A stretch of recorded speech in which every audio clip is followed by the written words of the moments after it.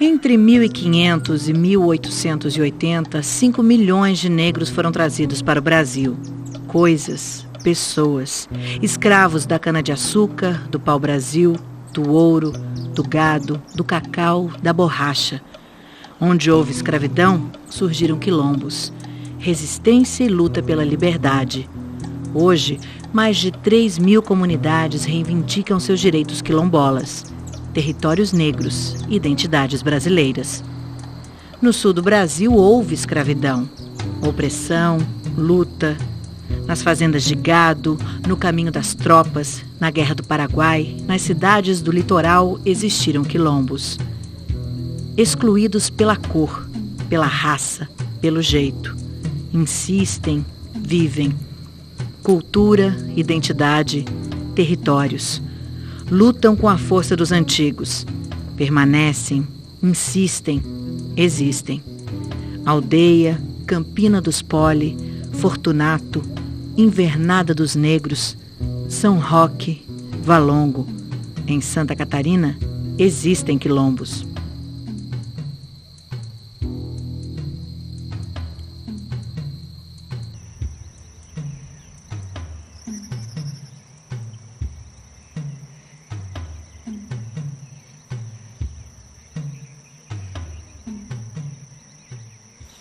Aqui chama-se Pedra Branca, é São Roque, né?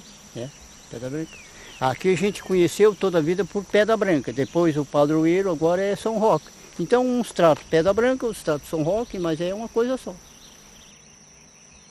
Você, né, que o pai falava para nós, né, a mãe, que os avós deles saíram da escravidão da serra, lá onde eles moravam, né, que estavam no poder dos senhores lá. Então, para escapar da escravidão, eles fugiram para cá pelas filhas da zona, anta, né? Da anta e de outros bichos por aí. E foi como eles vieram para cá para habitar aqui e formaram uma comunidadezinha aqui, né? Aqueles pai contava para mim, eu conheci meu avô, mas quando meu avô faleceu, eu estava com 8 anos. Então, pouca lembrança eu tenho das histórias que ele contava, assim. Mas o que eles contavam que as coisas, por exemplo, naquela época eu sofria muito, era difícil, né? Eles tinham que trabalhar, era por senhor, não ganhavam nada. Então por isso que a maioria, quando eram maltratados demais, eles fugiram. Então, para cá, um grupo que fugiram. Para poder escapar dali e saíram para cá para poder trabalhar, sobreviver mais dignamente, com mais tranquilidade, né? O quilombo vem a ser os esconderijos dos escravos, que antigamente eles vinham esconder aqui. Daí eles escapavam lá para se esconder aqui, tentando ter uma vida mais livre, mais melhor. E daí vinham se esconder por aqui, daí vem a ser o quilombo, era esse aí. Daí muitos acham que os quilombos eram os escravos, não, os quilombos foi botado por causa dos esconderijos dos escravos, que eles vinham se esconder. Daqui veio gente lá da serra, dos escravos lá da fazenda do Campo dos Pretos se esconder aqui. E daí foram ficando por aí, foram criando família por aí, então a palavra quilombo é isso aí. Aqui daí é onde as pessoas se escondiam para se escapar da escravidão um pouco, fugir dos senhor. Daí, esse é o legítimo que é os quilombos. Isso aqui era onde foi o refúgio dos escravos, por exemplo, eles vinham e se refugiavam aqui, e aí moravam aí, por exemplo, então ficou o quilombo, né? Onde era o refúgio deles, né? Eram refugiados.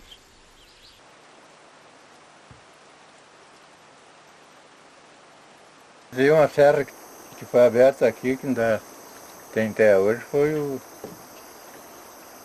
os quilombolas que abriram. Foi os escravos que abriram essa terra. Foi só a casca de burro. Para eles saírem para buscar mantimento, né, para comer. Naquele tempo lá para baixo era muito difícil por causa dos rios. Então quando dava temporada de enchente, eles iam buscar banho em cima da serra. Para sair lá em cima não tem rio. Foi de onde nossos bisavós, quando escravaram, se escondeu, foi aqui, foi eles que descobriram esse território aqui, em Pedra Branca. Naquela época diz que não tinha estrada nenhuma, esses carreiros que tem tudo por eles que abriram. Abraço. Porque era, estrada não tinha, era um carreiro por a beira do rio. Estrada, isso eu conheci, quando já era grandinho, aí foi que abriram um carreiro, mas não tinha estrada. Eu disse, não, era por a praia do rio. Então para a serra que tinha, as serrinhas, né? Saiu para a serra. Por causa que aquela gente, por exemplo, negociava com o senhor, né?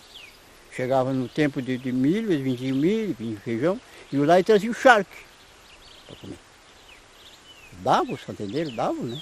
Mas dava porque era o senhor deles, compreendeu como é que é? Eles iam lá só buscar.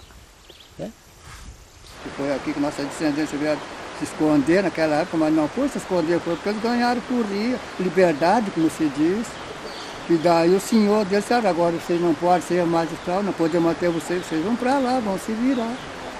E eles acharam essas posses aí, tudo de guarda, tudo mataria.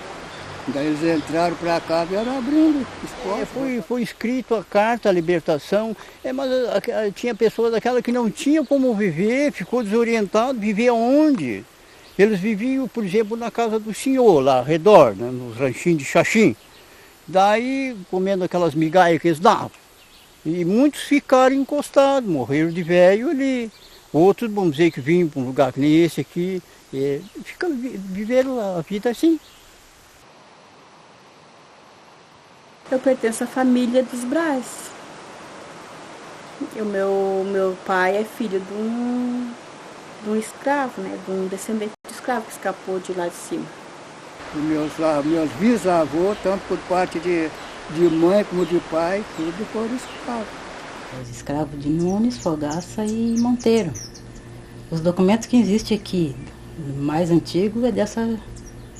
que eles descobriram eles que estavam aqui, eram fugitivos. Descobriram, e daí vieram e tomaram conta da terra. Mas as antigas mesmo, tudo parte dessa gente. Nunes, Fogaça e Monteiro. O meu bisavô, pro lado da minha avó, era o André Machado. E esse André Machado tinha sido escravo do tal de Manuel Monteiro. Então daí o falecido avô veio conhecer a minha avó ali no Josafá. Daí se estimaram um pouco e depois casaram. Como o falecido avô era dessa gente aí, da Serra, dos Nunes, daí se lembraram, não, agora não é bom te colocar lá no sítio. Daí o falecido avô casou e eles colocaram aqui. O falecido avô construiu a família dele, tudo aqui, nesse rancho. No caso, criou aqui os morenos dele, tudo ali embaixo daquele fogo de chão. No caso, comendo ali feijão com pele de porco e toicinho, e polenta, e batata e aipim, no caso. Alguma vez, acho que até tinha arroz no caso. Criou ali os morenos dele ali, no caso.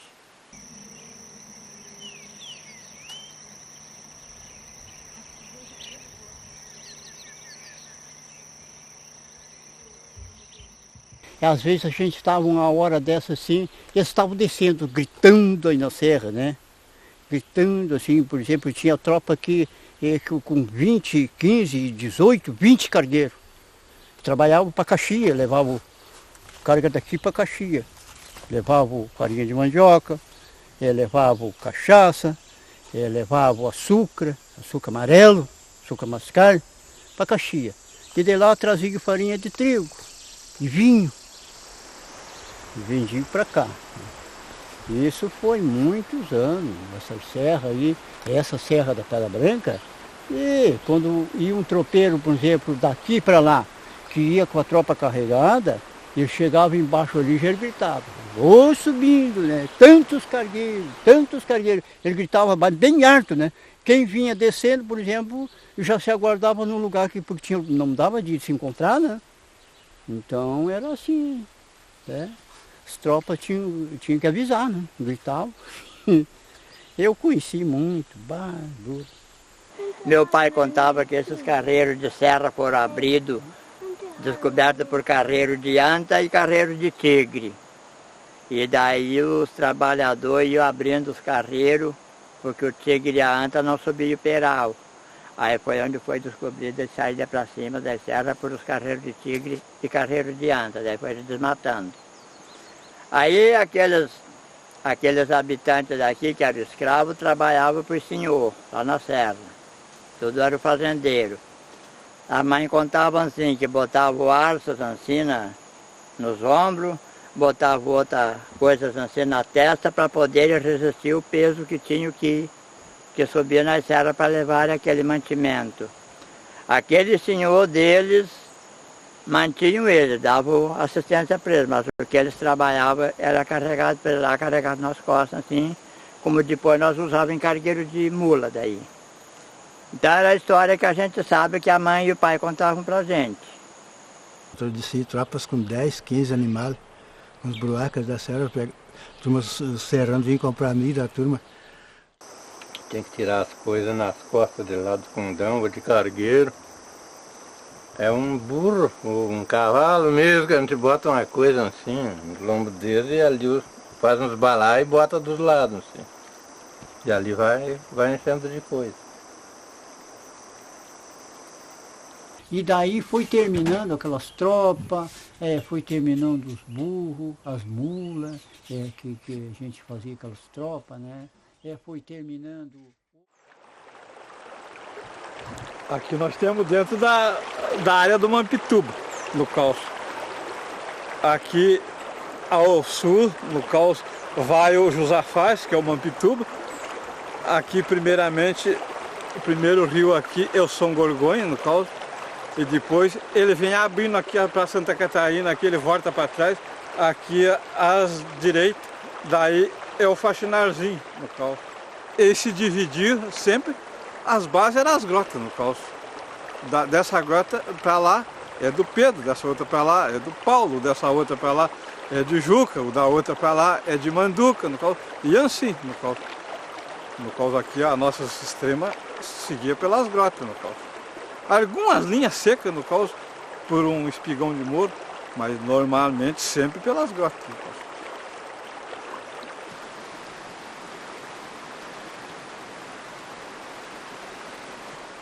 E a comunidade quilombola fica situada nessa mesma faixa aqui, que é o centro comunitário de São Roque, sempre foi o centro cultural. E para esse lado aqui que tem o Peral da Santa, tem o Tembé da igreja que nós temos, mas o nome da grota é Quebrada Funda. E depois daí segue as outras grotas para cá. Então, daí tem a grota do falecido Vitor, tem a grota do falecido Durino, tem a grota do Manelino, depois tem a grota do falecido Jacó, e depois daí tem essa grota aqui, que é a que extrema o Alfonso aqui, dentro da área que eles dizem que é o parque, a Parada da Serra aqui, que é a grota funda, essa aqui. Aqueles espaços que eles moravam ali, as casas deles eram no local meio próximo da grota para pegar água, no qual a água fornecia a eles ali, e eles moravam ali, depois arredado das águas, faziam as plantações, as lavouras. Que tinha que ter água, porque normalmente sempre criavam um porquinho, galinha, essa coisa, para não estar puxando só água no bardinho para lá. Então daí...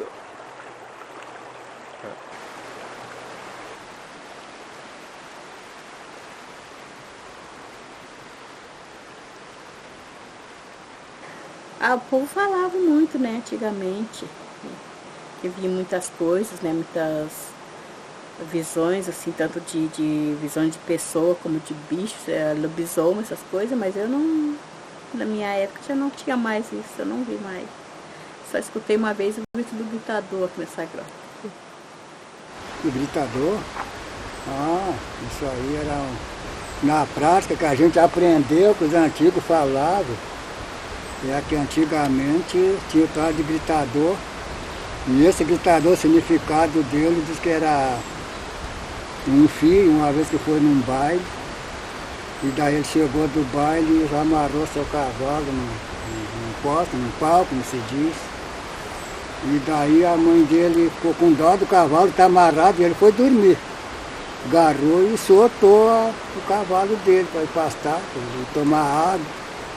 E ele se acordou, se perguntou que dele meu cavalo. Ele disse, não, meu filho, eu soltei porque pode vir, estava lá louco de fome, com sede.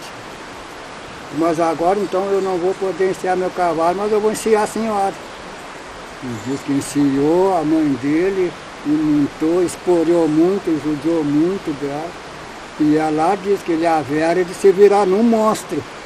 Andar gritando pelo mundo todo sem ter solução para o seu problema. Então daí é o motivo que ficou tarde, gritador, porque daí foi por causa daquela má palavra que a mãe dele disse para ele. Ele tinha que se virar num monstro, pela judiaria que ele tinha feito para ela. Por isso que se tornou tarde gritador. Gritando em toda a parte do mundo, né? Tudo faz parte do mundo. Isso aí, por isso que quando ele não está numa parte, mas ele está noutra, ele existe.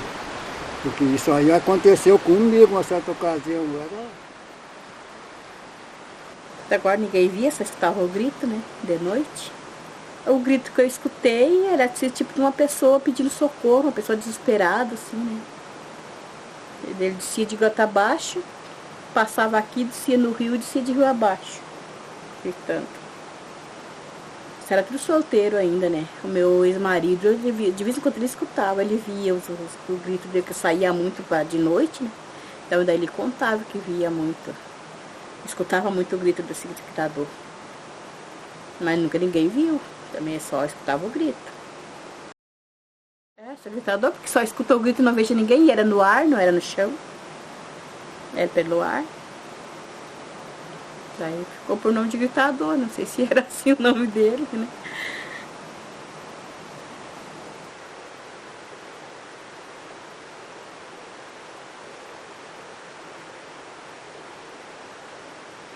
Foi na nossa juventude, né?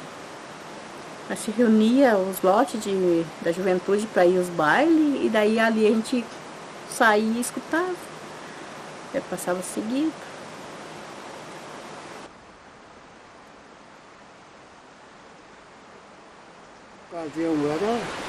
Tinha os meus 25 anos naquela época.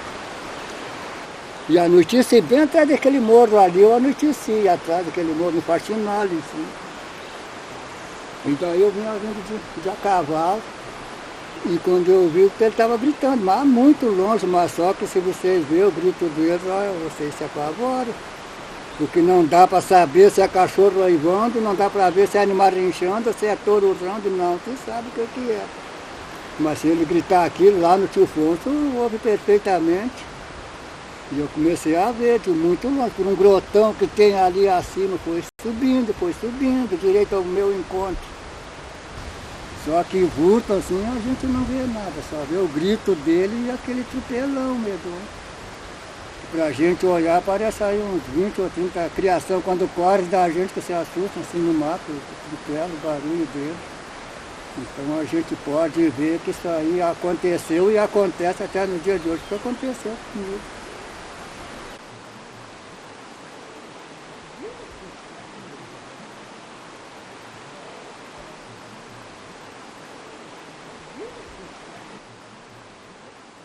E não aparece, então, que de repente, por exemplo, a fantasma que aparece, que a pessoa identifica, é uma coisa, e a que faz o movimento é outra. Eu interpreto assim, que eu não sou analista, né, sou um caboclinho daqui do mato, no caso, sem cultura, mas eu interpreto assim.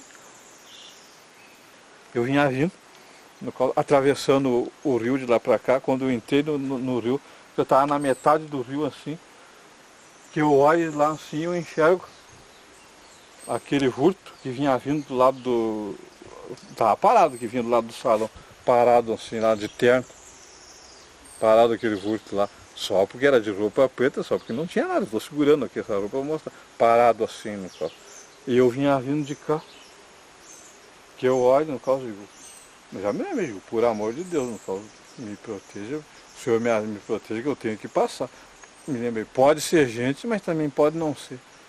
E eu vim, sapatão, caminhando ligeiro dentro d'água, mas eu não desisti, não diminuí o passo, no caso. Do jeito que eu vinha, eu só cuidava aqui por avão do braço assim, no caso, tava lá e eu vi. E eu já, diz que tem gente que apela para Ave Maria, no caso, e eu já apelei de vereda e já misturei Ave Maria e Pai Nosso e Creio Deus Pai e tudo. Digo, meu senhor, o senhor me tira, no caso, se for um maligno, ou a fantasma, o que for, que eu tenho que passar. Aí a estrada aqui agora, eu não posso mudar o carreiro. no caos. E que eu vim no caos e olhando, aquilo arredou-se assim, tipo assim, um papel, no caos, sem mexer com as pés, só levantou, parece que baixou para trás assim.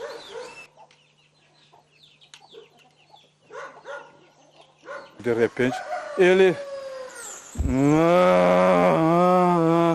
Digo, bem que tu ficou ainda, Deus que te segure lá que eu tenho que ir embora. E eu passo largo, no caos, vinha com aquela carga, olhando aqui para dentro daquela lavagem e olhando no caos ligeiro. Quando chego na frente do cemitério, levanta assim na minha frente o formato de uma reis, no caos assim, formato de uma reis, saiu na minha frente assim, e abanava a cauda, tipo uma folha de bananeira, assim, abanava aquilo. Quando eu ia uns 10 metros de distância, de novo no caos. Só dei uma olhada para trás. Digo, Deus que te consuma, imundícia. Daí, saia do meu caminho. Eu tinha uma caneca de fogo. Acendi a caneca, dei uma olhada para trás assim. Não enxerguei nada. Mas alinhei no caos e varei no caos. E graças a Deus, daquela ali, eu me livrei no caos. E vim no caos.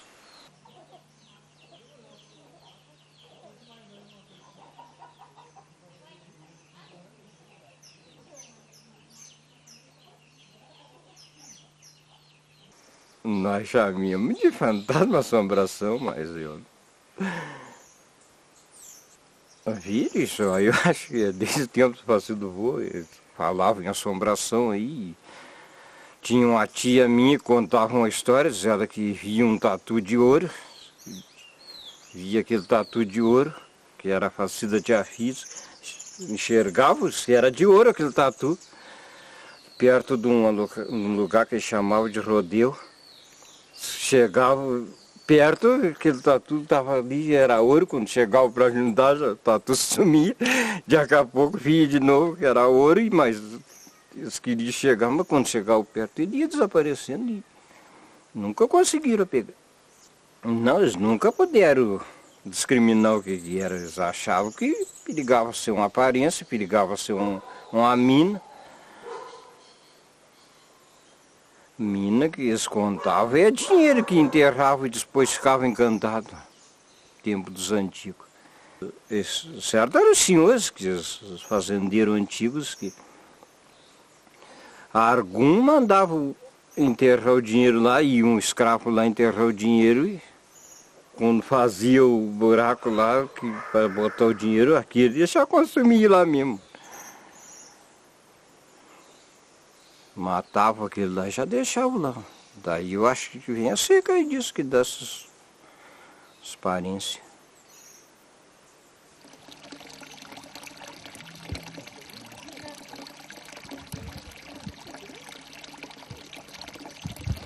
Mãe do ouro que eu vejo falar, essas bolas de fogo que aparecem de noite. É isso que eu vejo falar que é mãe do ouro, isso, não sei se é real, se não. Eu vi 2 bolas para lá da casa da Maria. 2 bolas grandes, uma descia para o chão e a outra subia. A outra vinha para baixo e a outra subia. Eles se encontravam assim, um lado e outro. Nós íamos uma serenata lá naquele morro lá, nós estávamos lá em cima, e nós vimos as bolas ali do outro lado. Não foi só eu, foi um lote de rapaziada e guria que ia serenata. Estava todos vindo, nós todos vindo. Nós ficamos bastante tempo olhando. E fomos para o baile e ficou ainda ali. Eu vi contar muita coisa. E aqui no Mato do Rancho Velho? Ali no Mato do Rancho Velho, ali viu uma pessoa assim, caminhando, falecido Alfredo, que uma vez passou por debaixo das pernas de um ali. Diz que isso era uma altura de um homem, que era um absurdo. Diz que com uma perna de um lado da estrada, outra do outro, assim, e ele agarrou e cruzou por baixo. E ainda para um baile. Eu disse para eles que aqui a turma gostava muito demais, né? Sim. Começava no sábado de noite e muitas vezes ia até quarta-feira, né? Às vezes quarta-feira dançando, farreando, tudo em harmonia, tudo em alegria. Tivesse tivesse um pouco assim, me lembro do chiqueiro, nós inventávamos uma serenata, vinha ali, quando ele via, nós chegava lá, um batia a serenata e outro ia lá bater o porco. Matando o porco, era assim, nossa tradição antiga, era A gente ia lá, tinha um tocava violão, outro tocava gaita e outro cantava, e por ali passava ali 2, 3 dias lá naquela festa maravilhosa, naquela farra, assim, que era a nossa tradição antiga. Uma época Isso também aí. usavam muito terno de reis, né? Cantavam, né? Levavam no final de ano, né? Eu cantava do dia 1º até do Natal, agora do Natal até o dia 6 de janeiro, né? E eu ajudei muito a cantar, cantava de contramestre, né? Contramestre, sim. É, Eu acompanhei muito. É. Ô de casa, ô de casa, cavalheiro. Para chegar na sua casa, licença, peço primeiro. Era os primeiros. Isso mesmo. Eram assim. De fato, né? Era o começo, mas eu não me lembro muito, porque eu era muito pequeno naquelas épocas, mas eu sei que eu acompanhei também. Tem muito mais coisa que a Agora gente... mesmo cheguei, agora mesmo cheguei aqui no seu terreiro. Daí o contramestre cantava de lá. Agora cantava mais firme daí. Para cantar e tocar, licença, peço primeiro. E para abrir a porta, como é que era, Cabinho? Abre a porta, abre a porta, abre a porta, cavalheiro. Aqui no seu terreiro, licença, peço primeiro. Mas era muito verso, né? Era muito o mestre longe tinha que saber, né? Vamos agradecer ao certo. Foi muito tempo a tradição, muito tempo. E daí, por exemplo, eu vinha, cantava aqui, daí cantava lá em casa, ia lá, cantava lá no Dadico, e ali cantava lá no Antonião, visitando todas as casas. onde amanhecia, fazia o baile. E aí o baile, dele baile. E era mais ou menos, será, tempo que do short, da rancheira, do samba, do terol. Então era uma vida, vamos dizer que era uma vida sofrida e divertida, né? Sofrida e divertida. Fazia as tardes domingueiras nessa hora também, nos domingos. Hoje eles dizem matinada dançante, mas nós chamava domingueira. Se reunia todos os domingos no salão, dançava, tocava. Tinha um fazendeiro da Serra, o tal de Elcio Bora, pediu para me fazer uma música que falasse da Pedra Branca. Daí eu fiz uma música por nome Bugio da Pedra Branca, né? Só que eu me esqueci, faz muito tempo, daí parei, né? Daí é uma parte dizendo assim: o bugio veio do mato, passando pelas barrancas, à procura de um fandango, para arrastar as tamancas. Ele diz que é gaúcho e toma canha na guanta, sempre dizendo pro povo que é o bugio da Pedra Branca. Isso aí, bugio é um bicho pequeno que apavora quando ronca, sempre sai bem no bufete quando acha quem lhe afronta. Bugio gosta de bagunça, pouca coisa não lhe espanta. Ele vai de tudo um pouco porque ele é da Pedra Branca. O bugio veio do mato, passando pelas barrancas, à procura de um fandango, para arrastar as tamancas. Ele diz que é gaúcho e toma canha na guanta, sempre dizendo pro povo que é o bugio da Pedra Branca. Isso aí, bugio é um bicho pequeno que apavora quando ronca, sempre sai bem no bufete quando acha quem lhe afronta. Bugio gosta de bagunça, pouca coisa não lhe espanta. Ele vai de tudo um pouco porque ele é da Pedra Branca. Era assim.